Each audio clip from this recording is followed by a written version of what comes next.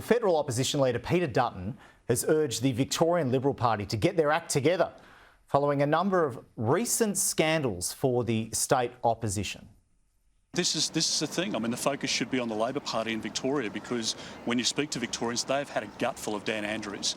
And there is a huge whiff around the whole government down there. And I think there are lots of issues. And I think the Liberal Party need to get their act together down there and keep the pressure on the government.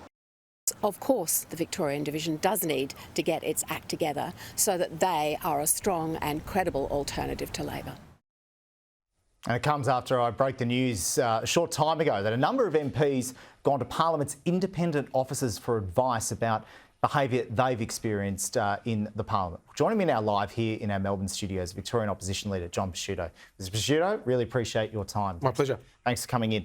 So I understand a number of MPs have gone to Parliament's independent offices, Department of Parliamentary Services, asking for advice on how to lodge a HR or a bullying complaint about alleged behaviour and culture within the Victorian Liberal Party, including behaviour that they allege may have been done by yourself or your leadership and others within the party.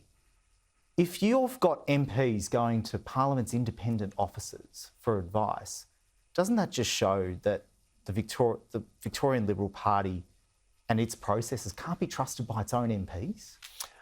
What I'd say to that, Simon, is that I don't know who these MPs are. I saw reports yesterday, like all of us did.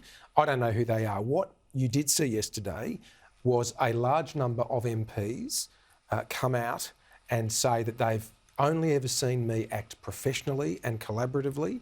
I've always done that. I've been in the party a long time. I respect its processes and I respect my colleagues. What I would say, if somebody feels that they need to make a complaint, by all means, they should make it and provide the details. I would encourage them to do so if that's the case.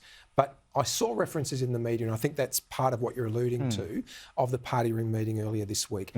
Well, there were only 3 people who went anonymously to media, but against that... You know that for sure, 3 people. Well, I read that in the media. According to media reports, there were 3 who did that. But what I can say, on the other side, is that a large number of MPs from across the party room came out, put their names to their comments and said that they've only ever seen me work collaboratively and professionally, and that is how I operate. But 3 MPs is 3 too many, isn't it? You'd want all your MPs to feel safe at work and able to raise any views. I mean, it's the Liberal Party that values free speech. Yeah, it's hard to respond to something when you don't know what's being alleged and who's making it.